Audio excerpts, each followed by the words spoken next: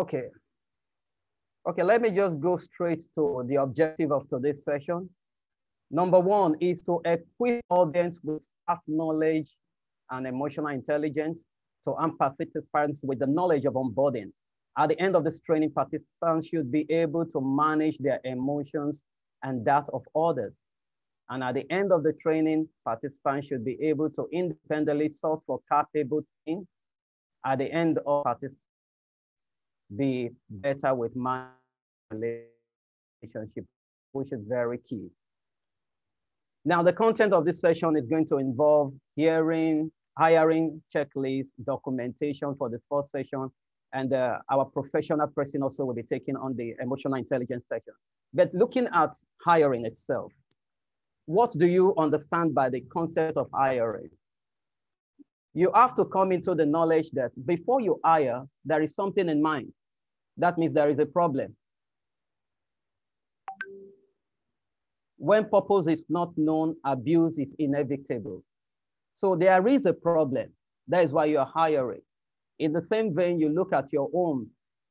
You need somebody to come and tidy your home because there is a need to clean the house. So that means there is a problem. So if you hire the person to come and clean your home, you are not satisfied. That means that problem is unsolved, is unresolved. So the reason why there is a vacancy is because there is a problem. So as entrepreneur, always bear that in mind, that that problem needs to be solved. So what is hiring? Hiring itself, you looking at the word, is a present continuous hiring. So it's a process that refers to what? Finding, number one, selecting, and hiring new employees to an organization. Finding is also a present continuous, selecting and hiring new employees to a company, to an organization. So now the big question is that how do you find, how do you select, and how you finally bring these people on board? So there are three key areas, segments of the process. Number one is planning it, recruitment, and employee selection.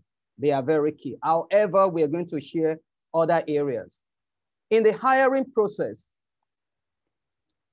the most important thing is you must identify that there is a need. If you cannot identify a need, then there is no reason for you to hire.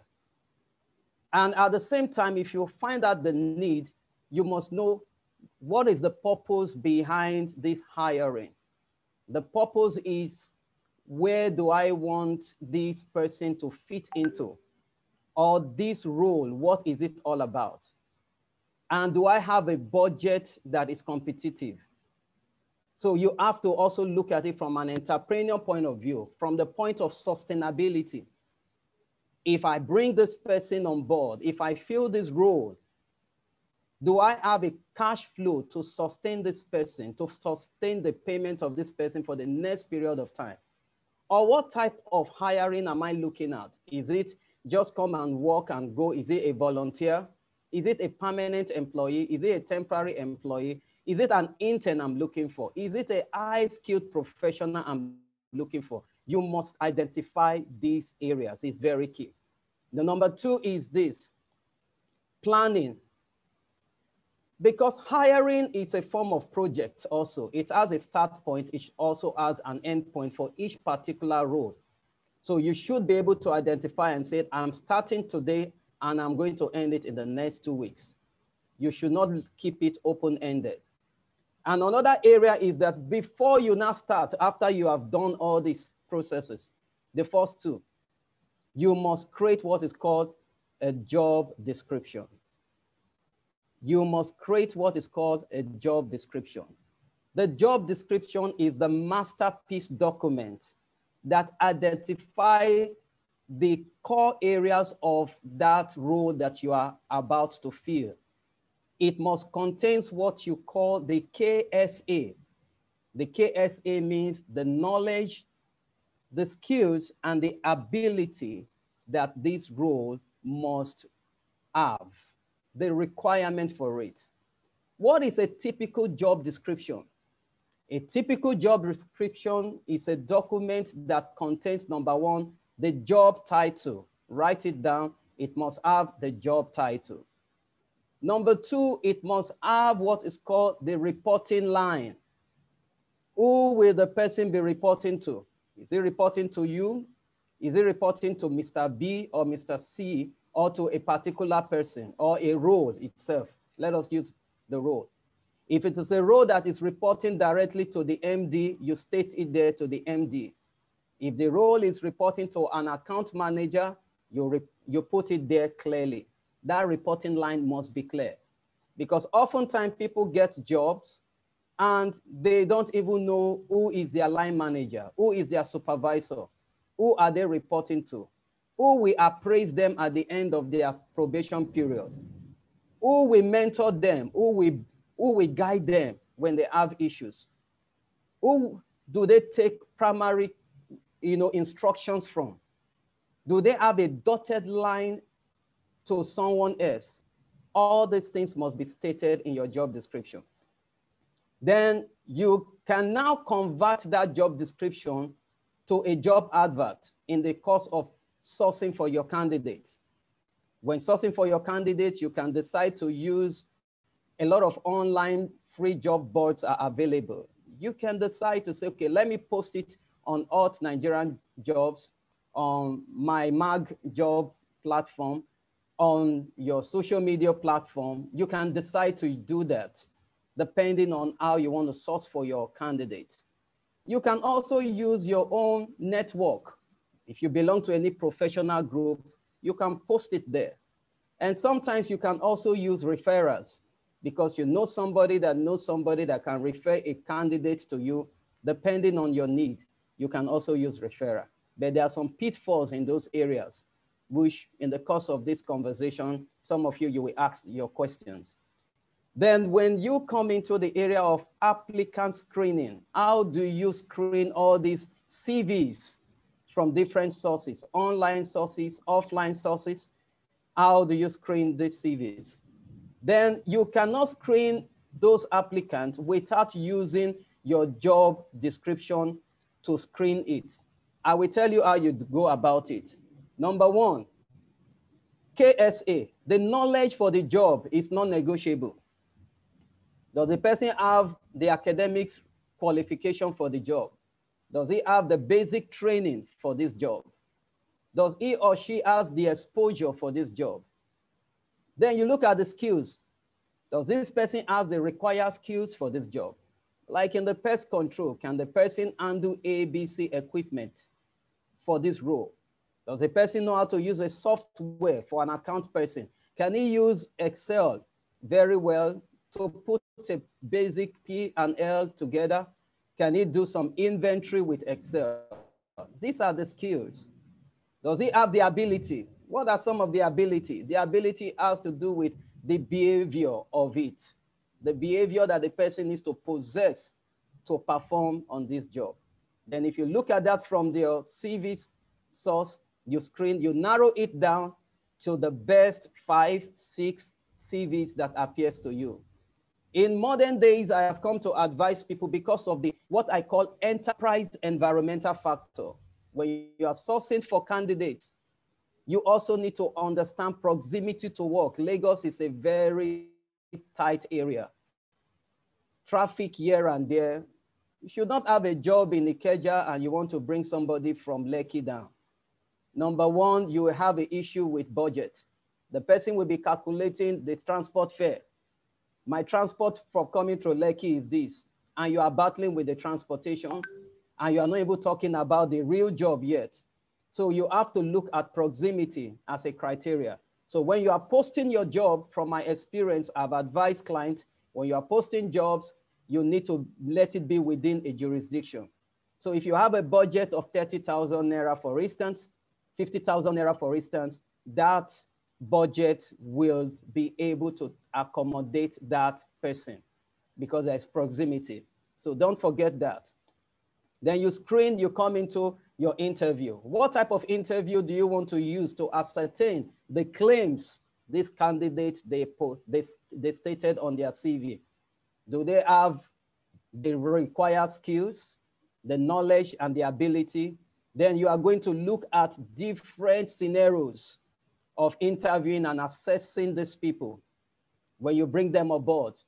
Do you have a flair? So you can decide to use structured interview questions within the framework of the job description, or you use unstructured one, depending on what suits your organization.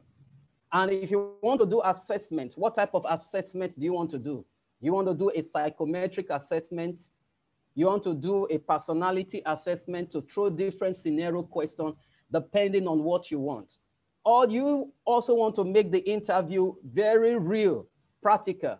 Tell the person to come and design a page for you. If the person's job is an accounting job, you give the person some data, put some things together. Put some data together. Can you deal with this data using Excel? You see it practically there. Can the person do a PowerPoint presentation? You throw a question to the person, put it in the PowerPoint presentation. You see the practical exposure there. That will help you. In the same vein, you are looking at the body language of the person, how receptive this person is. You do all those psychological assessments. Then when you are done with it, you narrow your best down and you say, okay, I'm going to take these two persons. Then you jump into what they call your background check. Your background check is a verification of, number one, the academics of the person, which oftentimes you might not be able to do before you take a decision. You can do that one later to do the academics verification of that role, of that person. But other things you need to be sure of is this. You need to check if there is a need for you to carry out a medical health test, you need to carry that one out, which is very important. Depending on the job, is the person asthmatic? Does the person have hepatitis B? Can the person still work with hepatitis? Does the person have respiratory issues because of the type of job you want to expose the person to? So it's very important. You need to take care of that area. That background check is also important. You do those medical background check. You also carry out criminal records check. We do that one in our company. You can check that one out with Alagbon, and you check that one out with the police. You check if they have a criminal record. It's very important. Guarantors check. They're also very important. Then you can decide to say, okay, I want to take a decision on this candidate. And when you take a decision, then you make your job offer. The moment there is an offer and acceptance, that means you have successfully carried out a recruitment. The next thing is you are looking at onboarding. When you bring the person in, onboarding is very key. But let me tell you one thing, write this word down. Employees experience. Write it down, employees experience. It's not, I just feel it's part of this, so let me add it into this conversation. What is employees experience? And at what point in time does employees experience starts? Let me tell you, employees experience starts before the offer and acceptance. When people want to work with your organization, they want to know, because recruitment itself, the hiring process is also a customer service process. That applicant is somehow, in quotes, your customer. You must give that applicant a welcome that is befitting, a reception that is befitting, a reception that is inviting, because there is what it calls psychological employment. I call it, or we call it, psychological engagement. It's not just how to be the one you document on paper. If your employee cannot be engaged psychologically with you, there's going to be a problem with your brand. Because you know why? When people come to organization, the first question that we ask people is that, how is this place? Hope they are like this. Hope here is good. Hope this environment is a good place. They want to find out. So from the point of engaging people, is important you give them a good employees experience. And that employees experience starts from the point of what? Advertising the role, shortlisting the people, calling these people for job interview, sending invites to them, engaging them in your office during interview. Some people will be running interview session. There is no preparation for water. For instance, somebody might be coughing. What do? You should be able to offer them a glass of water, a bottled water.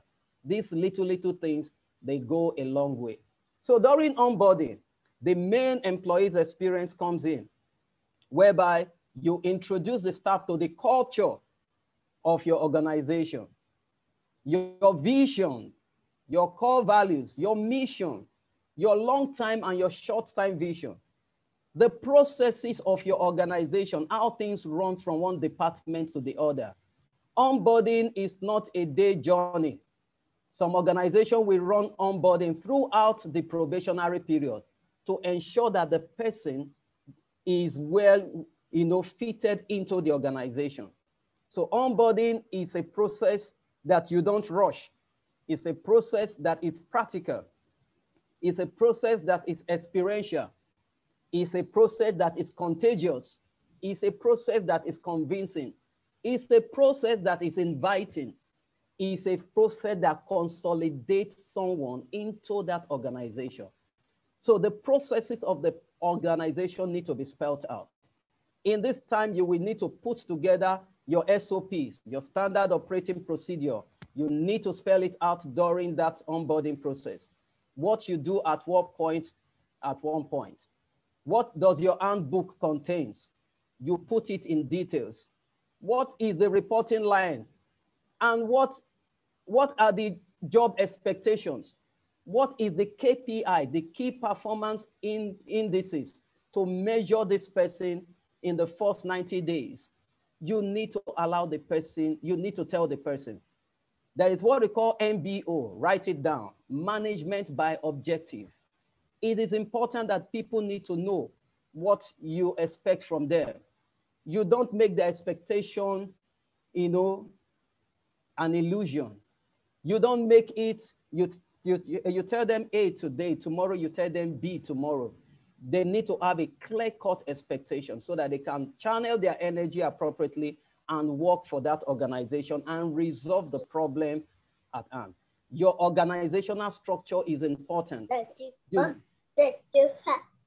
So your organizational structure is also very key. You need to let them know what is the organization, what type of organizational structure do you run? You need to let them know the future they have with your organization, where they are going to be in the next 3 years, 2 years, 4 years. What is the promotion pattern? How many scores do you need to have in your performance appraiser to get to this point? All these information, they are very important to the person. Hope we are getting something out of this session. Now, looking at your new hire checklist for your employers, it's important for you to keep some things in order. These are number one, the job orientation and introduction, which I've already explained. Review your professional ethics and the code of conduct. Oftentimes could be a document, separate document, or could be all inside your employee's handbook, depending on how big your organization is. Your HSE policy, your security policy, you understand? All inclusive. And also, what type of devices do you give to people to work? Some people job requires a computer, some just requires a smartphone. So it depends on the type of work you want your people to do and the type of tools you need to provide for them. And you also need to check the efficiency of these tools. Now, there is something important when you have onboarded people when they are in your organization. Your employees record checklist. Please don't joke with it. It is very important because a day will come, somebody will need an information. Number one, when you open a file for an employee, that file must contain the CV of that person, the application letter, the letter of application of that person. It must contain a copy of the signed offer letters. Is important. And let me tell you, don't ever sign a document at the last page alone. where you put your signature when you put an offer letter together. Ensure each page of that offer letter is initialed for documentation, for transparency, and for authenticity is important. Copy of your signed job description. That same job description must be signed by the new staff is important. The copy must be put inside that file. Employees record form. Employees record form is very important. You must have your employees record form that shows all the information about academics information, personal information, address, next of kin, emergency contacts to reach out to when there are crises is very, very important. Guarantors form is non-negotiable. All guarantors must be verified, must be checked. You must be able to have copies of what their place of ID card of where they are working attached to the form. Maybe their national ID card also attached to the form. And you must verify the authenticity of the guarantor. Credentials are very key. You must have copies, an original for citing. Later, you can verify the authenticity of that credential. From secondary school, WAEC, SSC, OND, HND, all the acclaimed credentials, you must find those academic and training records right. Birth certificate or marriage certificate is important. If somebody says she's married, there should be a proof that she's married. Because if your organization have benefits, you should be able to tie it to that person. If you are putting HMO together for your company, you will know if the HMO covers for what? The children and their husbands, or their wife and their children and husband, depending on what you want. So those documentations are very, very important. So looking at managing temporary and permanent staff, it all has to do with the contractual agreements that you have. If you have a temporary staff, good. What type of agreement do you want to have?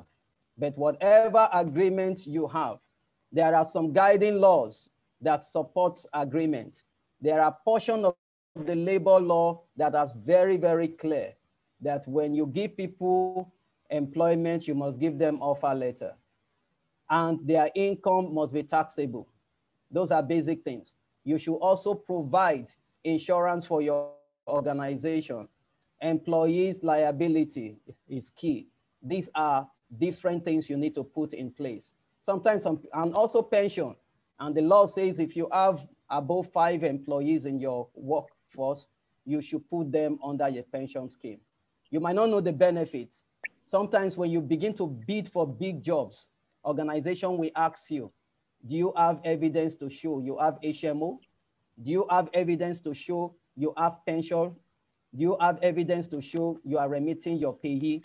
These are some of the criteria entrepreneurs need to present when they are getting jobs from big organizations.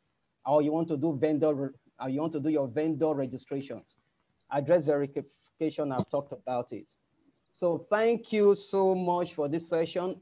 I think I've exhausted my slide. The best time is now for us to have an interactive section. I'm ready to answer all your questions. Thank you so much. Thank you very much, Mr. Tijani. It's a privilege to have you here. We are so excited. This is indeed an eye-opener. In fact, I was watching, I was like, Jesus, I'm not doing this right. I'm not doing this right. I'm not doing this right. After today's session, I had to go back to the drawing board and strategize. Thank you very much. It was very insightful for me personally. And I hope that so many people here that are eager to ask you questions. So please, if you have any question to ask our guest here, just please signify by raising up your hand. Then we can call you on to ask your question. Please, we have 5 minutes to ask our questions. If you know you're having any question, please let us know.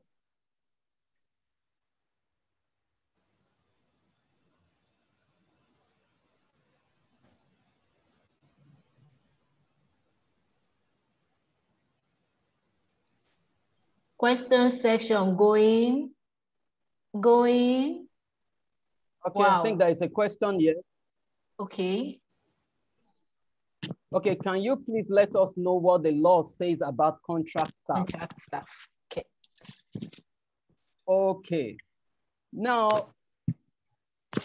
okay, in the area of contract staff, you need to be very intelligent with it. The law is open to contract staff to an extent. But what the law is against is casualization. So casual staffs are different from, because there is an above by the law. It's no longer acceptable. So that is why outsourcing has taken place. So there is still a need for contract staff because it's very clear. It's a contract, it's a project. In the oil and gas, there's a lot of contract staff. They will come for 6 months, they will do their job, they are paid and they leave. But all the benefits that is required under the terms of that engagement, you give it to them. So the law is in support of contract staff. But it should not be an open-ended engagement as if a contract staff now become a staff for 4 years, 6 years. It's not a good practice. But a lot of organizations, I can't be mentioning names here, they do it, but it's not right, you know, to keep it open-ended. But from a consultant point of view, you understand? From a consultant point of view, what we always advise people to do is that make it a renewable contract. So after 6 months, you can send another offer to them that it has been renewed. You understand? Those are professional ways of handling it, not to get yourself too exposed. I'm sharing this advice with you from a consultant point of view. Someone said again, they say, can we call our technicians contract staff if we review it yearly? Absolutely, you can. You can call them your contract staff if you can review it. Even that yearly, I will not want to advise you to do yearly sometimes. Can you do it every six months? It's better in that sense. But it depends on how the type of job you are really getting. How often are they working? You understand? You can have them as ad hoc. When there is a need, you call them, they come to work with you. So it depends on how your, the brief, the project you have, the jobs you have. Any checklist or guide for integrity check? Okay, someone asks, any guide. When you talk about integrity, now, when you want to do integrity check, we can also group it under, integrity check has to do with reference. The reference. Now, someone has worked with XY people before. Can professional colleague attest to the professionalism and integrity of this person?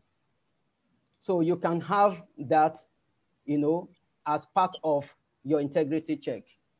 You can also do even the former employer reference is also key as part of your integrity. There is a case I'm working on right now. The guy has a problem in this former organization and he got a job in a new organization and they found out that the former organization reference showed that the guy has had a lot of criminal issues and they are at the point of sending the person away.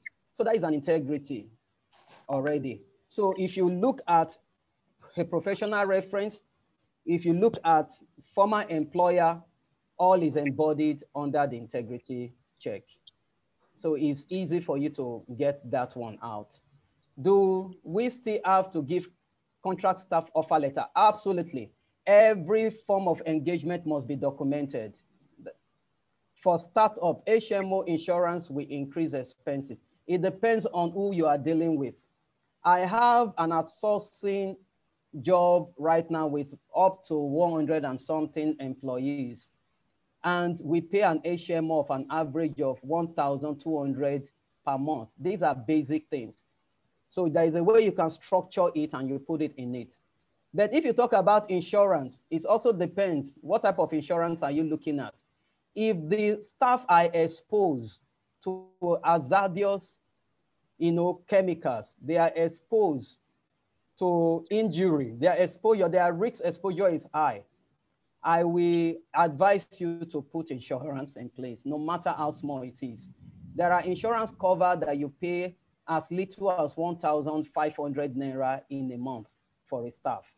So if you don't have information about it, you can, go through Rotimax and talk to us, and we can introduce some of these easy, organization that can help you. They are not expensive until when you check it out. I hope I've answered your question.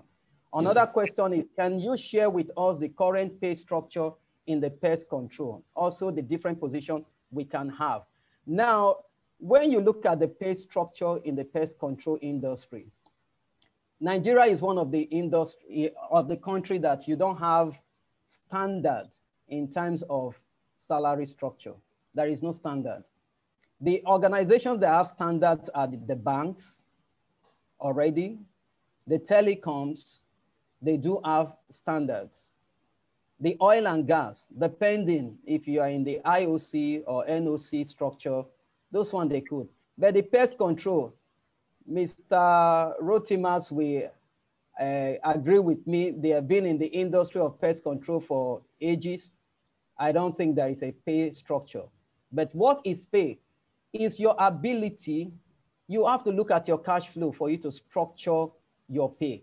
And who are the people you have in your structure, in your pest control company? Who are your key people? You have the technicians that are there, and you also have the support staff. So your support staff, accounts and whatever in small businesses, their salaries is almost the same.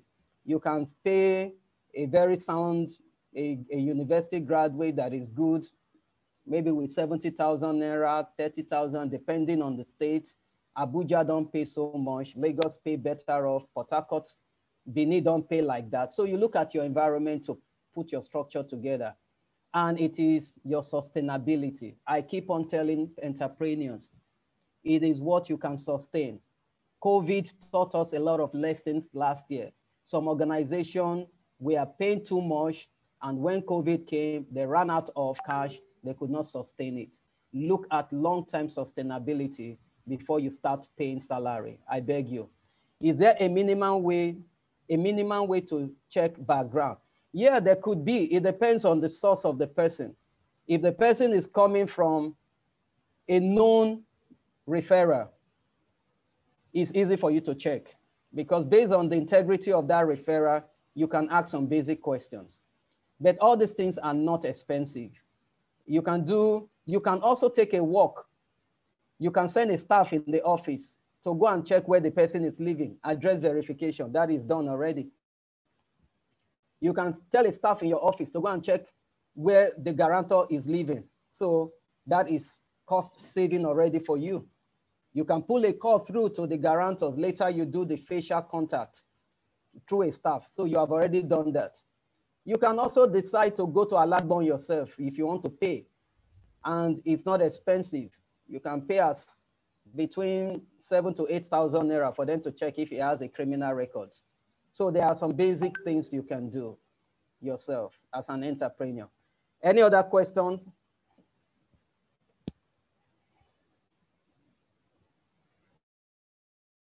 Okay, thank you very much, Mr. Tijani. I think we've exhausted so much time for our question. Thank you so much. It is a privilege to have you on board. We are grateful for your time. Despite your busy schedule, you still squeezed out that small time to join us. We are very grateful. Thank you very much, sir. Thank you. God bless you so much, sir. Yeah, thank you. All right. So we'll be moving to the next phase. If anybody is having any story, just a brief story to shake us up a little before we move to the emotional intelligence. Oh, sorry, this person from Norwood event, you came in late. Your question, I'm so sorry. Maybe at the end of the session, you can answer your question, please. We are checking our time, please. So sorry, you would answer your question later. So if there is anybody amongst us that has had maybe a terrible experience with employees, we've had our own share of bad employees too here in Rotimax. So we don't know. My boss will give you details when he comes on board. I don't know if there's anybody here willing to share an experience he or she has experienced recently or maybe lately that they would like us to learn from. We'll be glad to have you. Just one person. You have 5 minutes, please.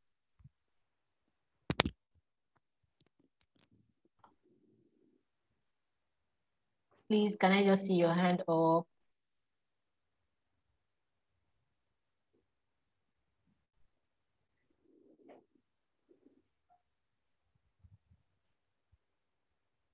Hello? Hello? Mr. Sunday Babatunde is raising up his hand. Mr. Sunday, please, you have the floor. Kindly unmute your microphone, and we'll glad to hear from you. Mr. Sunday Babatunde, please go ahead and share your experience. Good evening, everyone. Good evening, sir. Good evening, sir. Welcome. Well done. Well done. Yeah, this one is not actually on a bad note, but I think it's a good one. But because it's related to employee, I don't know if I can just still share it. Yes, please go ahead, sir.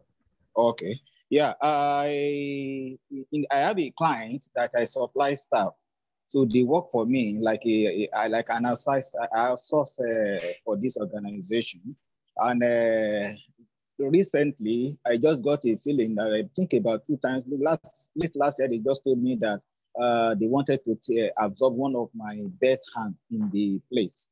Actually, I felt a little bit low, but I said, well, what can I do? So I told them it won't be at a free, so I have to charge them. In fact, I told them about 30% of the fee of the annual wage of the guy. So they shelved the idea that they thought that, okay, it's going to that they were helping me by absorbing my staff. But I said no. Then they raised it again. The head of the department raised it with me again. It wasn't about 2 months ago, and said that, okay, they are still interested in this guy. And the guy is the person that even anywhere I am is one that is handling the place for me, do a lot of things, and the guy is so useful for me.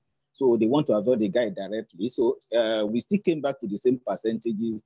At the end of the day, the general manager of the organization was now bluffing the HR and the head of department that they couldn't handle me and every other thing, that why are they doing that, otherwise they will terminate my contract. So the people now passed the message across to me, threatening me that, okay, if I don't do that, it's either I dance to their tune or not. I said, well, this is not a matter of dancing to your tune. You can't threaten me on what I'm doing. So it's either you take it or not. If you want to negotiate, I'm ready for negotiation. Or you ask your GM to call me directly, I'm willing to meet with him. So at the end of the day, I contacted the GM, and he now said that, okay, well, he cannot pay that amount of money. We finally settled at, I think, about 10%, about the 10 or 11% of the annual fee of the guy. So it's still a good one for me, and at the same time, it's very painful.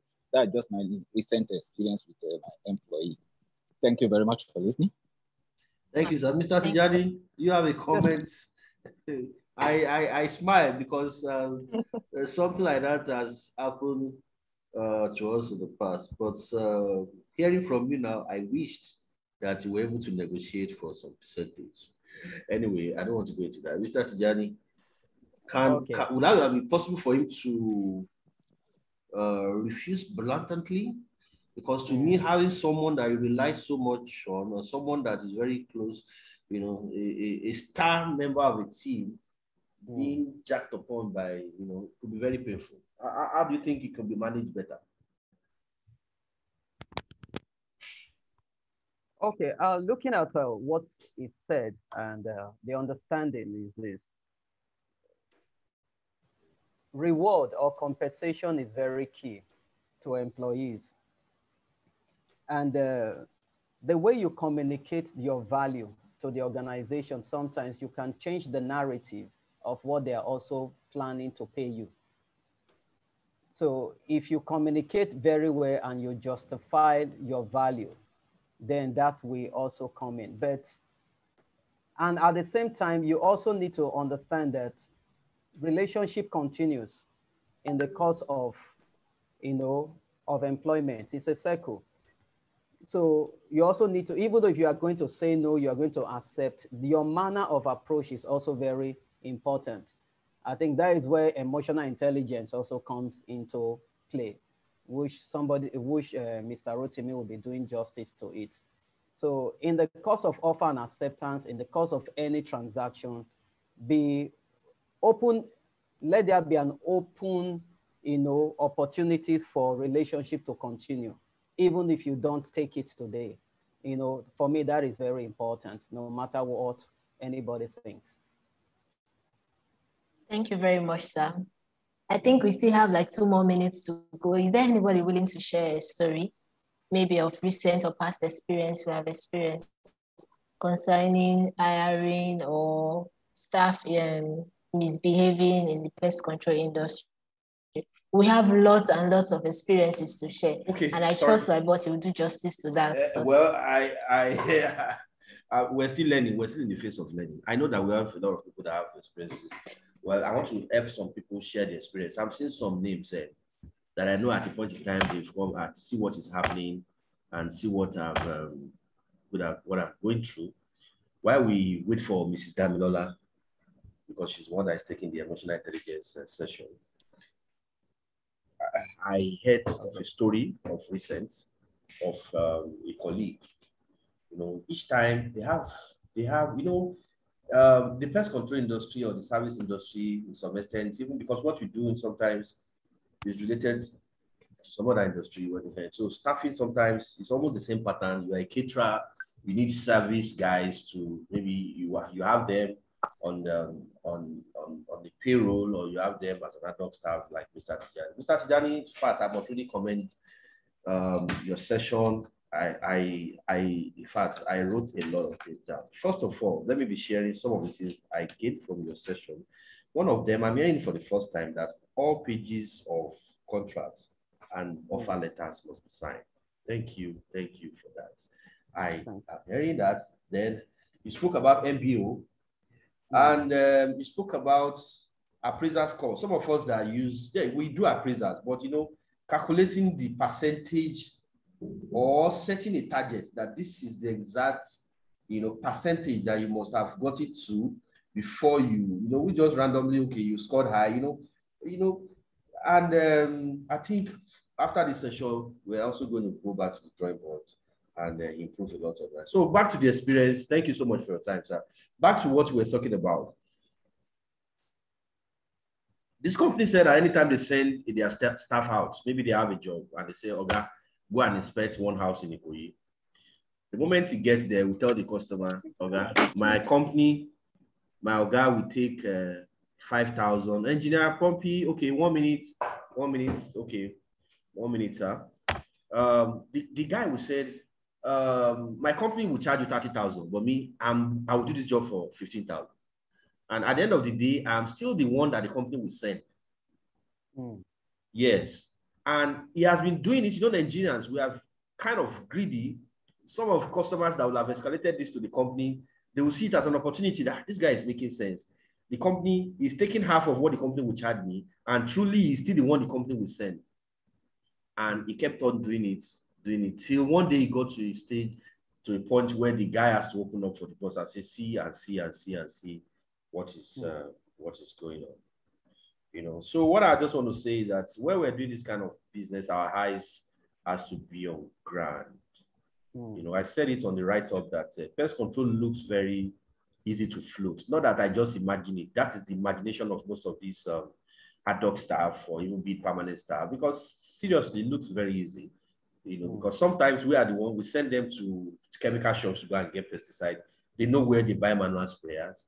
And sometimes they have contacts of the customers. Maybe you are sending them somewhere at a point in time, the guy is not getting it, So that's there are a lot of experiences. If we have to be talking about experiences, there's so many. This is just one out of many. You understand? So, Engineer Pompey, you have the floor now. Please, while we're waiting for Ms. Damilola to wrap up the session with emotional intelligence, please go ahead.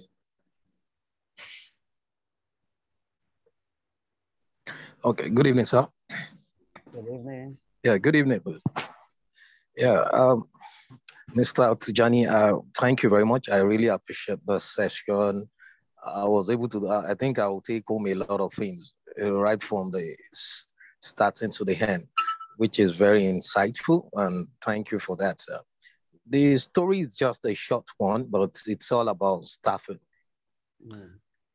Staffing is, there's a section I did, thanks to Mr. Rotimax, he was there. staffing is a global problem. It's not just Nigeria. Okay. People, it's a global thing. So it's something we'll keep doing the best we can just to standardize that. What I would just say is that I had an issue, not an issue, a staff issue. I wasn't around. I traveled to visit a family. So I left my business development manager that, okay, inspection. We sent the quote, and the quote was, the place they gave us was something big. So we've quoted and all that. I didn't see the person. We just went there. It's a big place. We quoted. So in the course of coming back, he was telling me, I remember he said, sir, we quoted and all that. By the time I traveled, he now called me when the man called. We got to know the owner of the place. It is one of these government people. He now said, sir, it seems we made a mistake. I told him there's nothing like a mistake. We've quoted, and what we quoted, we're going to go home with something good. So make it like that. In the course of doing it, after five months, but we were still chatting. I was still chatting with the man. He do chat me and now that. After 5 months, when I thought it's over, the man just called up one of this. He said, please, I should resend the quote to him. That the one we sent, he couldn't find it that we sent. So I called him immediately because I wasn't in the country then. I called him, send this quote to so person now. So man, I can't forget that thing in my life. I keep saying it. What we quoted is 6. We were talking about 6 digits already. But to him, he knows deep down in me, if I've known the man, I might even hype it because it's a government thing. But I said, contentment is the best thing in life. I told him, do you know that this my staff behind me? That's why I learned something from what you just taught me now, Mr. Sir. You said we should endorse all the pages of our quotation. Had it been I doctored all those things, or it's in a PDF form, or so I've learned in which I've adjusted all those things. That was the lapses. And he went back and he adjusted that quote behind me and sent it to the man. And to know all those people, they could be intelligent man. The man now called me, said, thank you very much, Pumping. I just wanted to test your kind of person. And he ended the call. I called till today. I keep calling the man. The only way we now met was the day he said he knew I have to prostrate there and did everything to man that I wasn't aware. He said, but it was your company email. There's nothing you can use to even justify it. And I told the guy, my manager, when it happens, the man never talked to me again. I said he should go and look for a way to see the man. There's no how you can see him. So it's really something that I can never leave my head. And I lost that job and I lost that relationship. The referrer today keeps saying it that, I sent engineer, why will you do that? I don't even know what to tell the man to. That was the problem of my staff. Wow. So I learned something from you, sir. Since then, I don't play. I will tell you, send me the quotes before you even send to anybody. Copy me in. That's my own structure now. You have to copy me in any quotation you are sending to any staff. Absolutely. Copy me, blind copied me. That's what I would say. Blind copy me. Not that you come, they will see. Blind copy me and send the quote. So that was what happened to me. I lost it and the relationship. So I can't forget it. It kept ringing in my bell every blessed day. Thank you, sir. Yeah. Thank you. Thank you so much. Thank you, engineer. Thank you. It's good to always have you around. At this junction, if we have any other question on what you have discussed, Mr. Tijani is still here till the end of the session. Well, we'll be running up shortly, maximum of 30 minutes. So we have a short session on emotional intelligence, which handled by Mrs. Damilola. Mrs. Damilola, please, the moderator, please, over to you. Okay, thank you very much for everybody that has shared their stories. We all learn and we keep learning. Thank you so much, Mr. Tijani, for you have really opened our eyes. And I'm so glad that I did not just learn, but everybody here have gained something to take home. It was awesome having you here. And I promised somebody that, I promised the Norwood event that you'd answer their question before leaving. So please just give us, please permit us for 1 minute, Mrs. Damilola. I know you are eager to speak. Somebody asked the question that please, can I call someone I always hire every month to operate the equipment for fumigation as staff, but is not learned and not ready to work full time? Okay, just like a contract staff, that the person comes in to do a job like a freelance, if he or she can call the person a staff, since the person is not working full time. Okay, now it depends. Whatever you call something, that is what it is to you. If you call the person a friend, it's a friend. If you call the person a staff. So if you call the person, now let me tell you something that entrepreneurs, most people have advised people to do. When you're setting up a company, sorry, I'm trying to digress a little bit. I just want to look at things from a global space. When you're setting up a company and you need to put resources together, people together, you can have your wife as part of your team. You can have some volunteers as part of your team. And that forms your entire team and makes your brand looks like a big brand in the face of the public. And that is very important as a business strategy. So if you have someone like that you call, I run also a similar business, but because of the frequency of the jobs that we have in the area of pest control, they are few. I can't put anybody on the payroll because that is not wise as a business person. So whenever there is a job, I call these guys, you understand? And they go, I give them an ID card to pass through wherever they need to pass through. And they come back and they return it back to me. I give them my uniforms. They come back, they return it back to me. So there is a working relationship. So you can call the person your staff. It has nothing to do with it. You are not having issues with that. For me, you can call the person a staff. All right, thank you very much. I hope he has been able to answer our questions. Thank you so much, Mr. Tijani. So we'll be moving to the next section. I don't know if Mr. Rotimi has anything to say. Not true. I think Mrs. Damilola is what we're waiting for. She has 15 minutes to quickly put us through on emotional intelligence while relating with our customers. With the staff, how to deal with emotions, because this is one area where we all we can't be too perfect, but sometimes we can always learn from one of the experiences and all that. How to deal with emotions, you know. So I think she's Mrs. Damilola, we're ready for you. All right. Good afternoon, everybody. Good afternoon. Good afternoon, ma'am. Just a minute. Please, can you disable me, please? I'm trying to share the screen, please.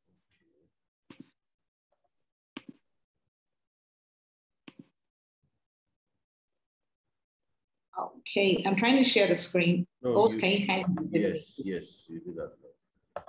Thank you.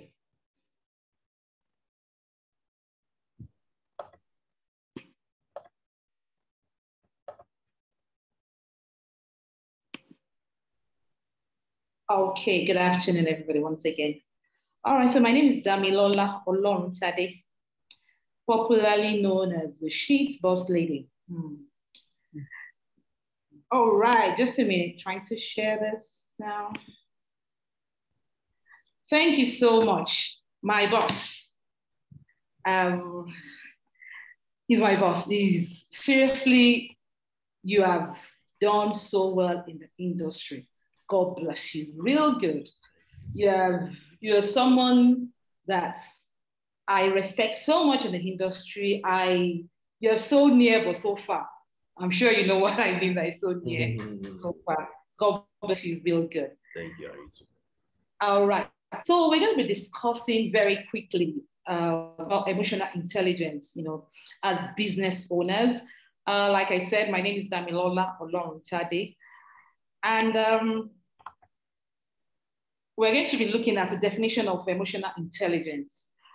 But before we do that, we're going to look at the definition of emotions and intelligence. So if you try to look at both, emotions and intelligence, you know, they're two words coined together. So they're actually brought together to make one word, emotional intelligence. So if you try to imagine that definition, then it's going to make you to really understand what emotional intelligence is all about. So emotion, is a strong feeling deriving from one's circumstances, your mood, or relationship with others. It is an intense feeling. Whereas your intelligence is ability to acquire and apply knowledge and skills. So you're able to apply the knowledge and you are able to apply skills. Whereas your emotions is that strong feeling that you always have. You have emotions for a particular thing. You have emotions to do something. So that's what your emotion is. So if you try to now bring both together, you understand that emotional intelligence is the ability to manage your emotions. So it just means you're bringing your emotions and you're bringing intelligence. You're bringing both together, and that would make more meaning, because I love to make it very simple. It's always nice when you make things simple, you don't make it complicated. Because even, in our own industry, if it's too complicated, especially with the people that are working with us, all the staff that are working with us, some of them, they might not be as educated as we as business owners. So you must learn to make it as simple as possible. So that's why that emotions, the intelligence, you're bringing both together. So just try to imagine, and you're bringing yourself is the ability to now to manage your emotions. So we can actually define emotional intelligence as ability to manage your emotions, then ability to understand and to use, then to manage your emotions appropriately. So look at that word. Please mark that word. You need to use it you must be able to manage it in the right way as business owners. Some of us, the way I remember starting the business like over 13 years ago, and my emotions, I was always crazy with my emotions. As a woman, sometimes it can be very, all these emotions can be running all over us. But at the same time, it's not only women, even men, sometimes their emotions run. So you must be able to manage it appropriately, and if you're able to do that, you can relieve stress. You can actually scale your business. You understand? And even you can be able to now empathize with all your staff, your clients, your vendors. Then embracing emotional intelligence, you can never neglect it when it comes to business. You can't neglect it at all. It's what every company, all the big names now, they use this emotional intelligence. You will notice that almost everybody is talking about it. It's because that's what they're actually using to scale. It's one of the things that you are going to be using to scale your business.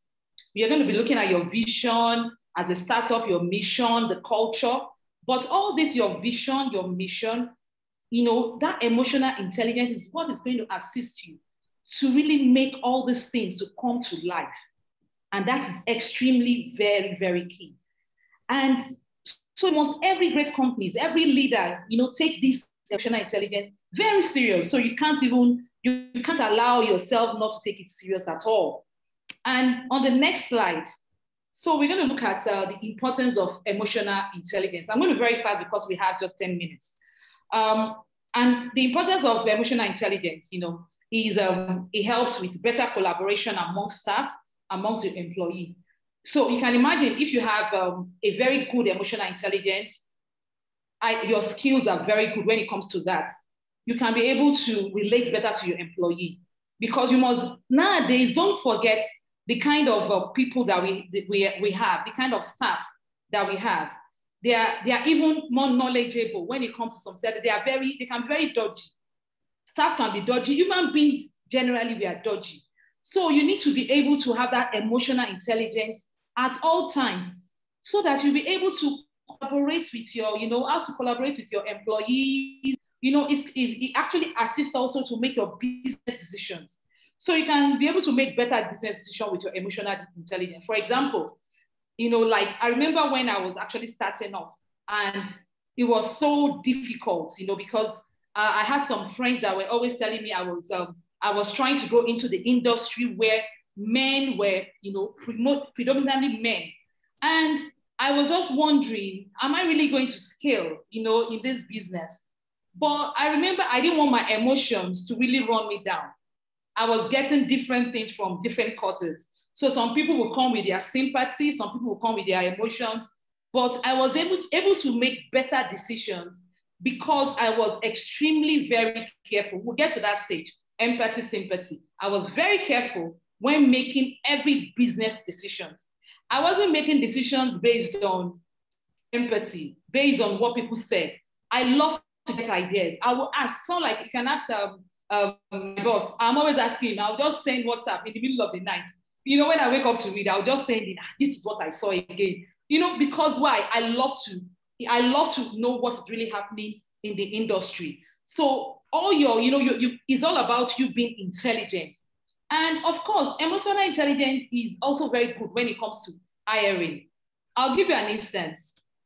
We do a lot of hiring, in the business, and we've hired more than 300 contract staffs, for the past 13 years. And one thing that I noticed that has helped is this emotional intelligence. Because when they come in and you won't believe it, I interview everybody. Everybody, I interview them. So even if we give it to a consultant, after giving it to the consultants, even when we want to make decisions, I must be there. And that has actually helped us in our hiring process. Because, your emotional intelligence, when the person, the way they are talking, and this kind of a business, don't forget, we have so many youth that want to go into it. Some of them will come for interviews. You need to know, do they smoke? Do they smoke in their hemp? Are they on drugs? Are they okay? Where do they live?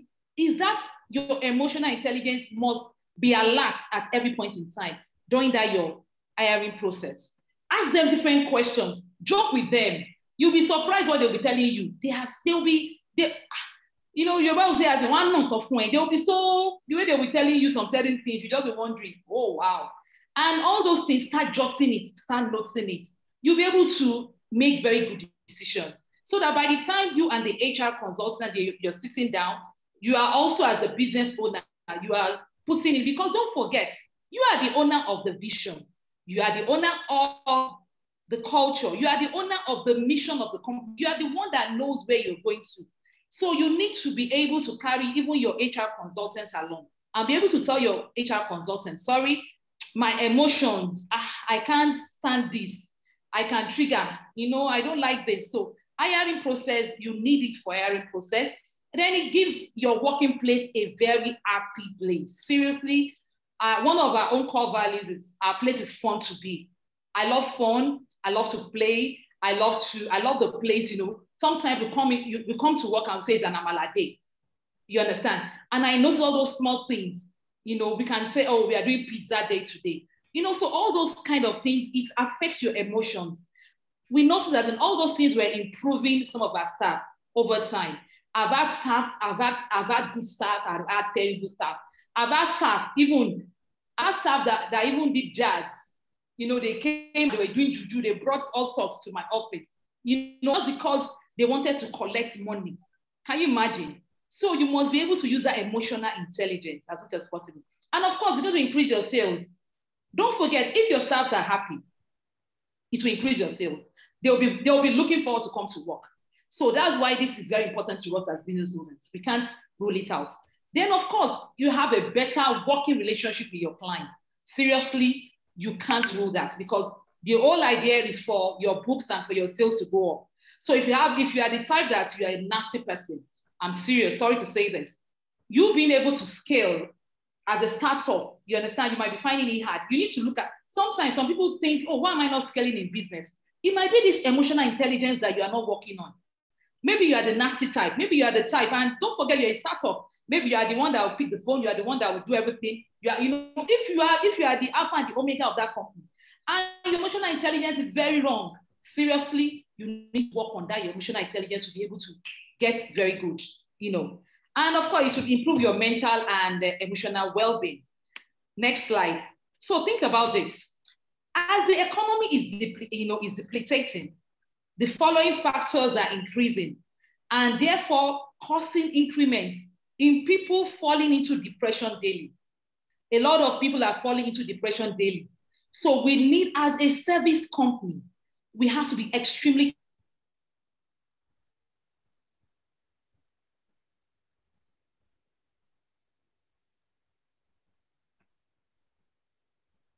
careful now. because because of all this, you need to understand that poverty is increasing every day. Hello, can you hear me? I can hear you now.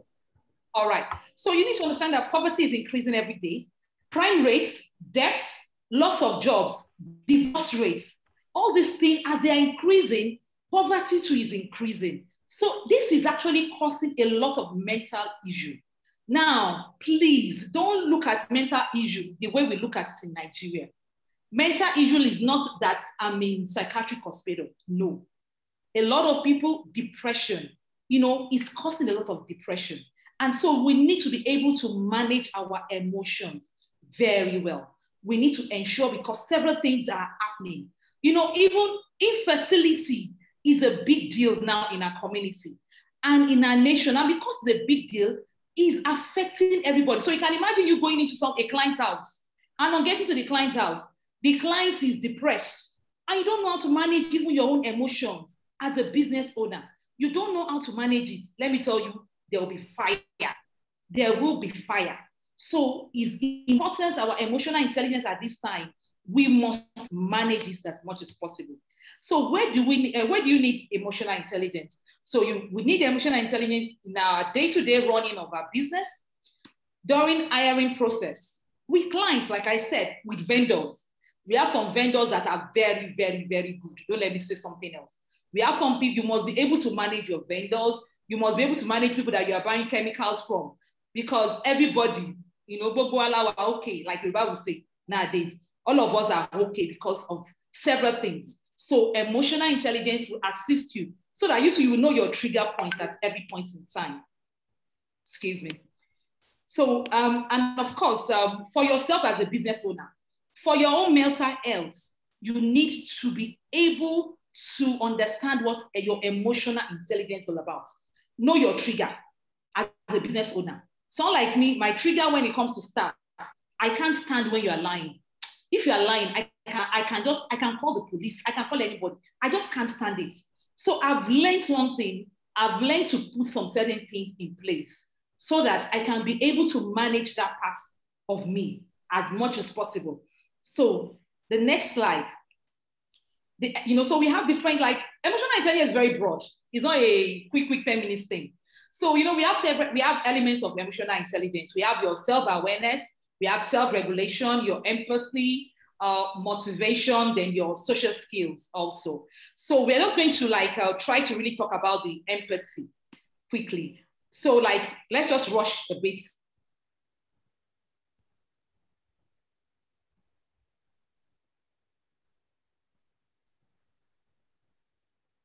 Self-awareness, you need to know yourself. No one can understand you more than understand yourself. It's very key. Then self-regulation. So you need to learn to control your emotions. Regulate your emotions. You need to know how to, you need to regulate your emotions. You need to know when you need to be like, oh, you are upset. You need to know when you don't need to be upset. You need to know when you need to move. When you don't, you need to be able to regulate it, at every point as a business owner. Then motivation, please. We have to motivate ourselves. Please, you need to motivate yourself first. Encourage yourself. Nobody can encourage you the way you encourage yourself.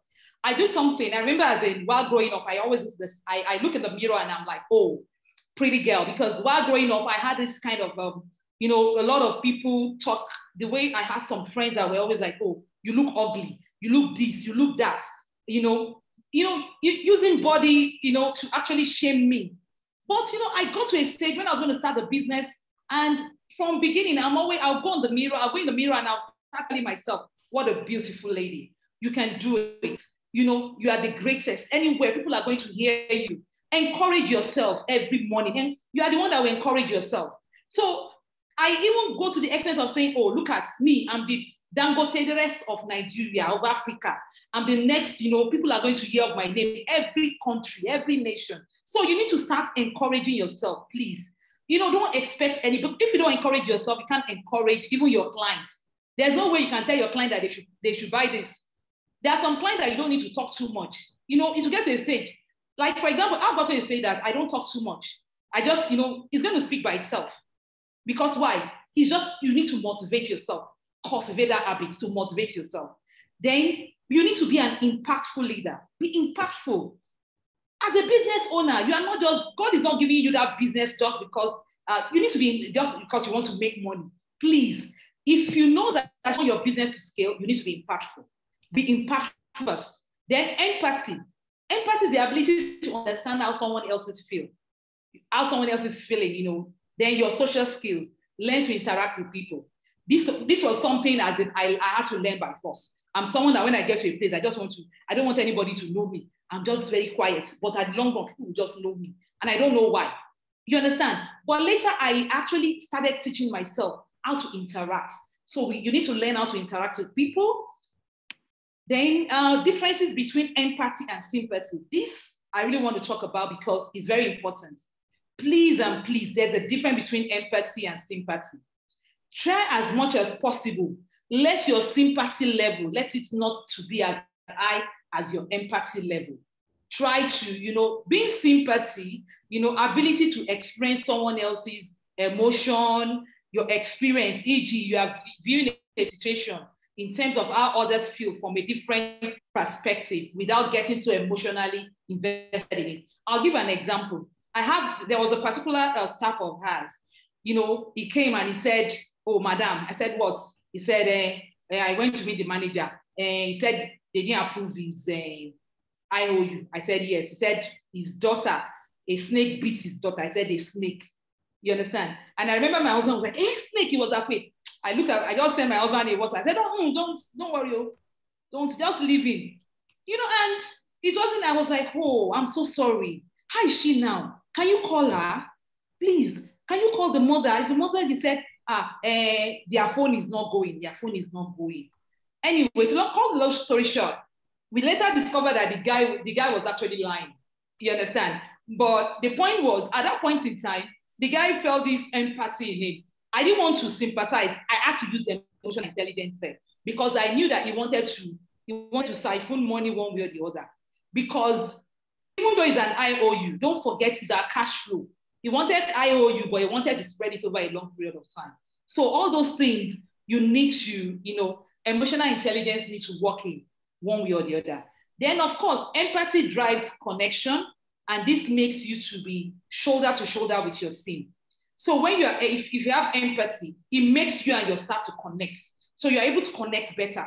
When you have empathy, they come to tell you, "Oh man, this is the problem I'm having." You sit them down, you try to listen to them. You're not trying to, looking at them with grief. That was how so person. You don't need to talk to so much story. Be impactful, in that way. And then how to increase empathy at workplace. You need to carry your team along, be open to suggestion. This will help you to scale the business. Then practice patience. Then show support. Avoid making assumptions. Be flexible. Be thankful. Seriously, we have a bad attitude in Nigeria, which we need to stop, and which we need to start even teaching all our staff. Can they learn to be thankful? When they finish at a client's place, can they learn to say thank you? "Thank you, ma'am. Thank you for using our services." That's simple English. They don't need to go to school for that. "Thank you, ma'am. Thank you, sir." And even we as employers, can we learn also to be thankful to even our staff? Be thankful. Let them feel thankful. When they finish their work every day, we learn something in our business. We have a WhatsApp group and we always say, "Oh, thank you guys. You guys did well. You guys are amazing. You guys you're great. You're this." And we notice that they will start replying, "Oh, thank you, boss." And that is, it actually makes them to feel, lovely, and they feel very, very, welcome. Then prioritize wellness. So please prioritize wellness. It's very key. Like Mr. Tijani said, HMO, please. HMO is now very cheap. Please try to imbibe HMO. Even from startup, please try to imbibe it. It's going to encourage them. Let me tell you the truth. They might not even go because some of our own staff, they don't go. They don't go. But the point is that you have them. You have them on mind that they can be sick. Let me tell you, it means a lot to them. Then in conclusion, as you grow in business, empathy will keep some of your staff, especially at this time, crucial time. As the economy is declining, empathy, Emotional intelligence is going to keep some of our staff with us. Seriously, it has happened to us. So that's why I can tell you that. And of course, connection at workplace is better. So empathy should be embraced more than sympathy. Then empathy can bring more talent on board. I'll give another scenario. You know, we had a particular scenario that we had to like lay some staff off immediately. When I mean immediately. And we did that. Seriously, we didn't know that we had some very good talent on board. But because of this empathy, we were surprised. We had difference of our team coming on board and the business is still running because there's structure. We don't have to like, nobody knows what's really happening. You understand? And that is extremely key in business. So empathy can bring more talent on board. You will just know that empathy will just start making them to know that, man, don't worry. This person has gone. We can do it. Empathy is going to make them to do that. Emotional intelligence also is needed to keep and get more clients. Seriously, marketing, your emotional intelligence, you can't let it off. It needs to be, you need to be alert. Then emotional intelligence is a key skill for every business owner. And this must be improved daily. Daily, you must, it's a long-term journey. It's not a journey of today. It's a journey of every day you must. And please, another thing I want to bring is,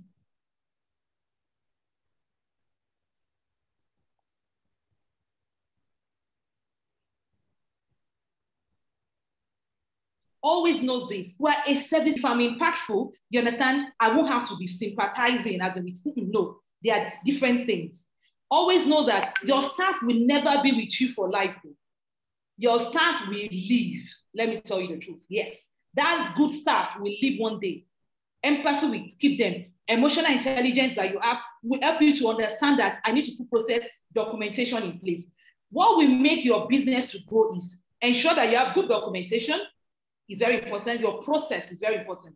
If all those things are in place, seriously, if anybody even decides to leave at any point in time in your business, you will scale at any point. You will. So have that at the back of your mind that that's what you're actually doing. Thank you. Wow. Thank you. Thank you so much, madam. When I see coaches, it is always very easy for me to know one. The second time we met, I saw it come, and I knew that you're a coach and you have demonstrated that. You have demonstrated that this evening. It's a wonderful session.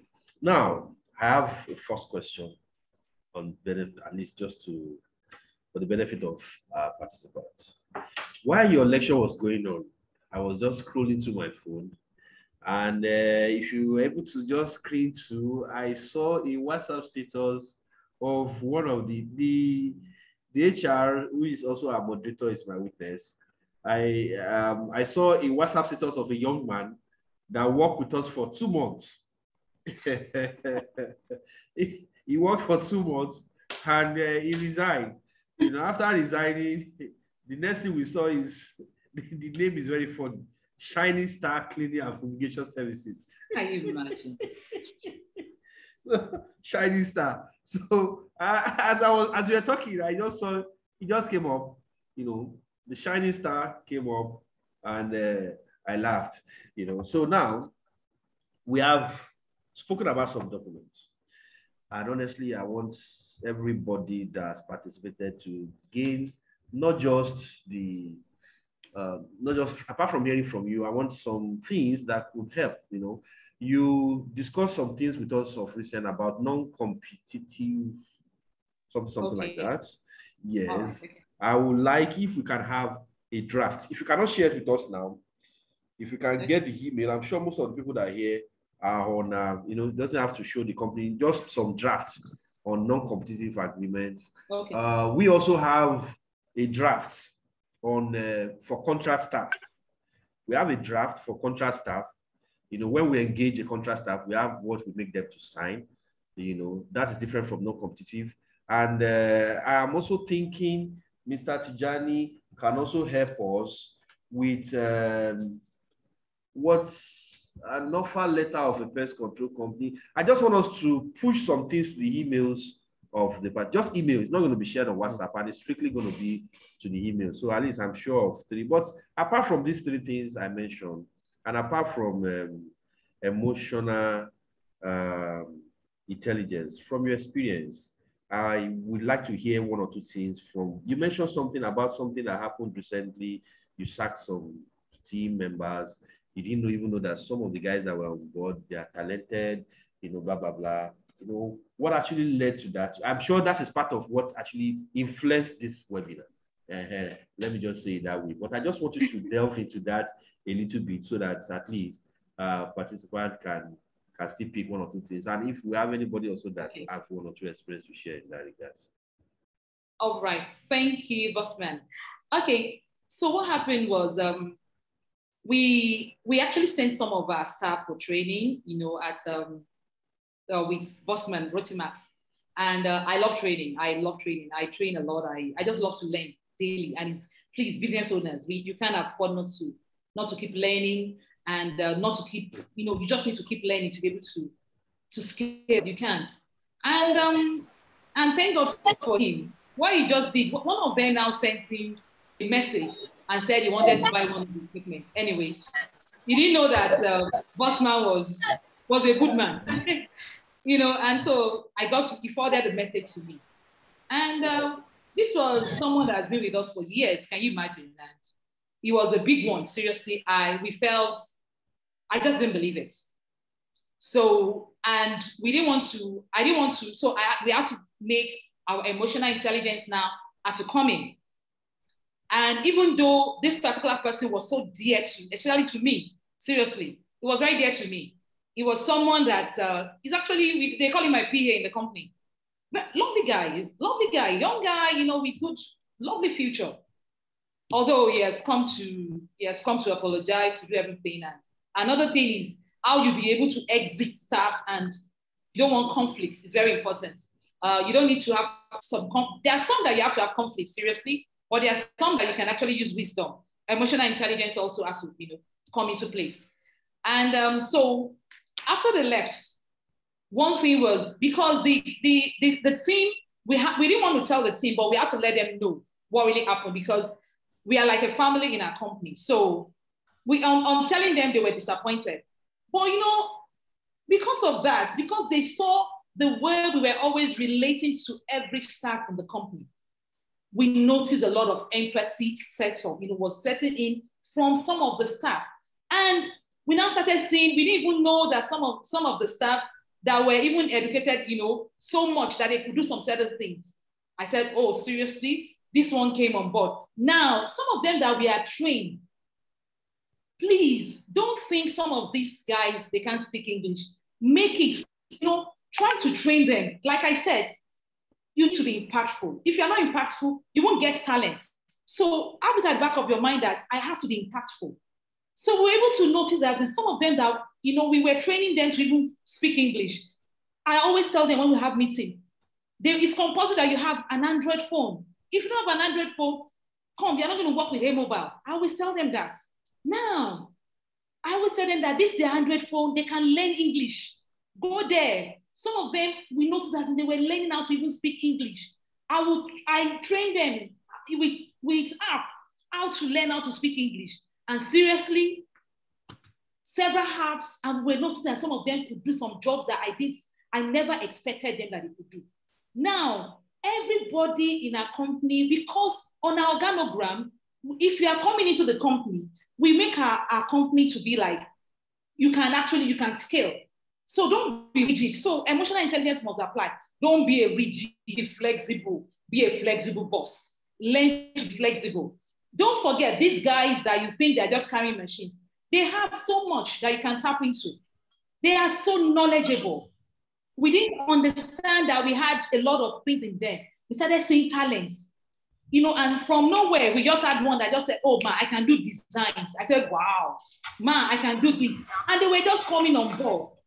And some of them, even, they were teaching me some certain things. And I said, wow, they had learned a lot, while we're scaling. So we're not afraid to train people. That's why, please, anybody that leaves, and like what Bossman just said, if they decide to leave, and go and start their company. Please, it's a welcome idea. The industry is big, go on. But what we will not agree is, don't take my clients away from me. That's then you can see the red part of, any.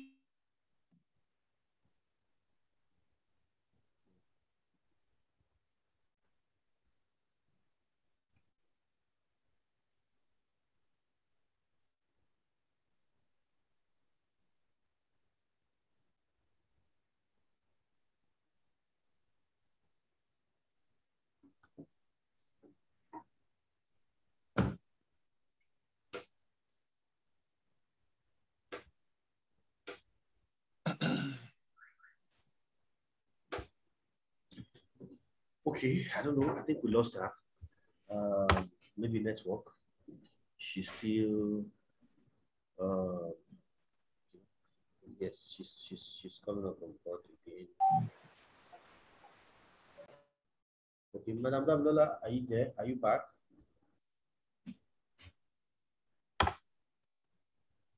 Hello, ma'am. Okay, so while we wait for her, I think moderator, someone raised his hand up. Okay. Mr. Elisomi has something to say, I guess. Mr. Elisomi, you see, we don't have anything to say. Hello? Hello. Okay, so don't worry. I think she's trying to come up. Yes.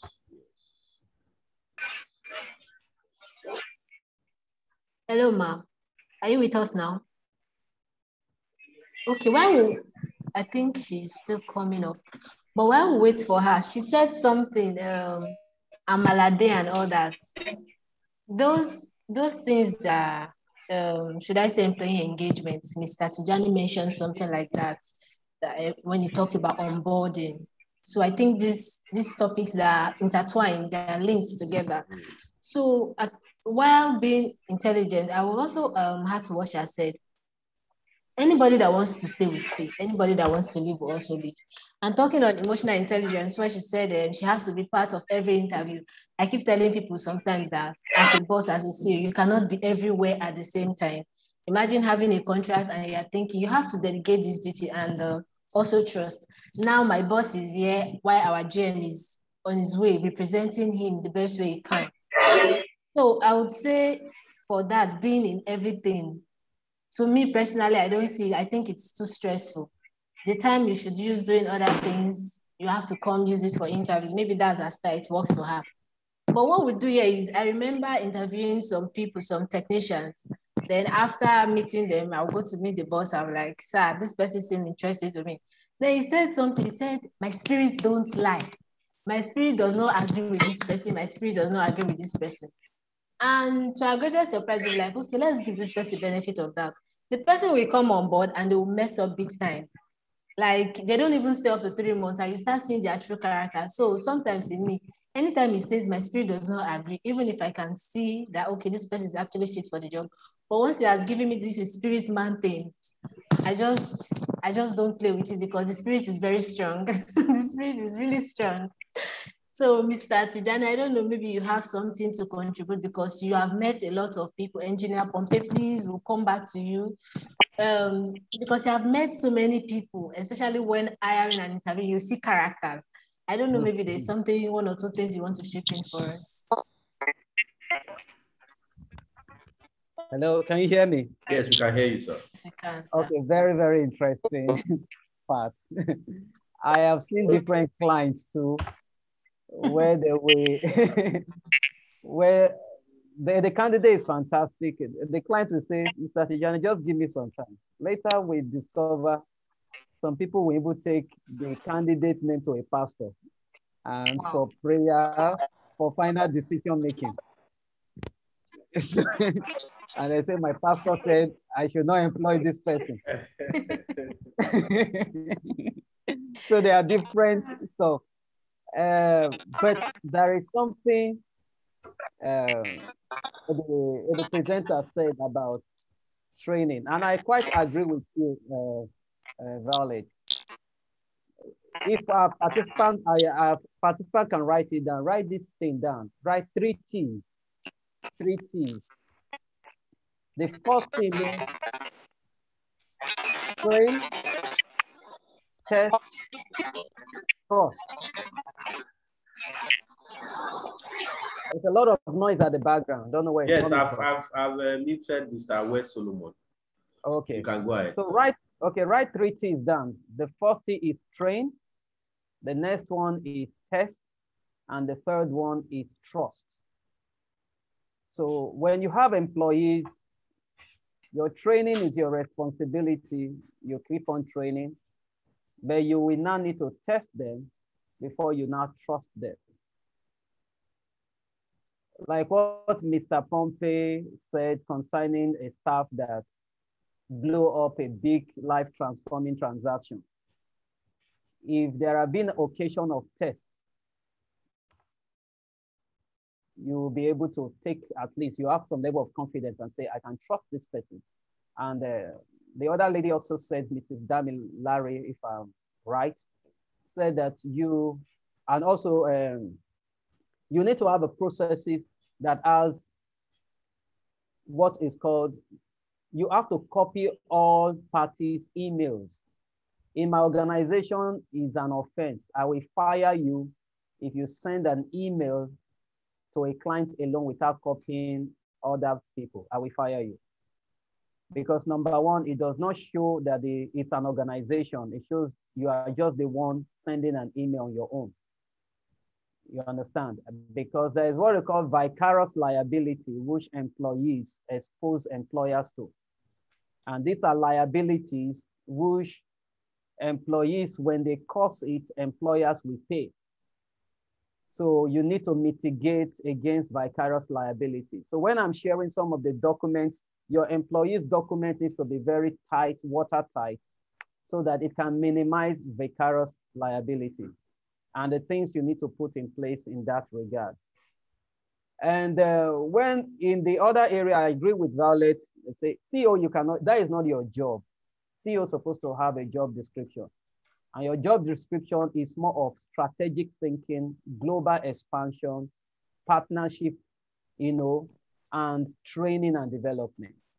That is what your job is as a CEO. If you want to be everywhere, there are levels of conversation you don't need to get into again. Because if you get into that, you are no longer an entrepreneur. You are just what I call, you are self-employed. There is difference to be self-employed and you're also an entrepreneur. If you get yourself involved in all this nitty-gritty, you are self-employed. You are just hustling to pay yourself salary that you were not earning again. But when you get into an entrepreneurship mindset, then you are building platform that is engaging lives and transforming the society. That is who you are as an entrepreneur. So thank you so much. I know I've touched different areas. Yes, thank you. Thank you very much, sir. Engineer Poppy, you are raising your hand up. Mrs. Damilola, you are back. Please, we want this program to end latest in the next 16 minutes at 6 p.m. We actually wanted to start, you know, yesterday when I was discussing with Mr. Tijani, I said it's supposed to be 1 hour, but we can have a session of 30 minutes. But now we have a session of 45 minutes already.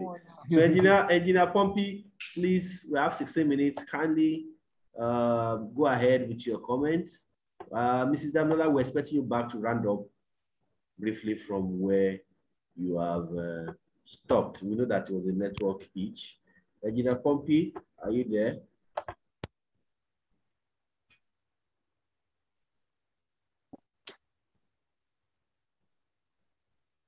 Okay, we'll wait for Engineer Pompey. I think we have a first call Pest solution. Please, you can unmute and ask your question. Yeah, good evening, everyone. I'm not asking a question. I just want to add to what Mrs. Damilola has said about emotional intelligence. Yeah, based on my experience, because I've worked with someone before as a fumigation consultant. So yeah, the man was quite nice. Salary was quite okay, but because he lacks this emotional intelligence, it was telling a lot on his staff. Sometimes the staff will come and will not work for 2 weeks and he will leave. Some will come 1 month after they collect their first salary, you will not see them again. Some after they collect first and second salary, you are not going to see them again because it lacks this kind of emotional intelligence. So when you have these anger issues, you should not allow it to tell too much on your staff. When you are angry, it's better you don't talk at all than to go to the office and start insulting all your staff. And any little thing, you start insulting them and saying all sorts of things that will make staff get angry. Staff too are humans. They are not slaves. They have emotions too. So you have to consider the emotions of other people before just saying anything. Sometimes if I'm angry, I better not say anything than to talk what will hurt other people's feelings. Yes, so that's just what I wanted to add.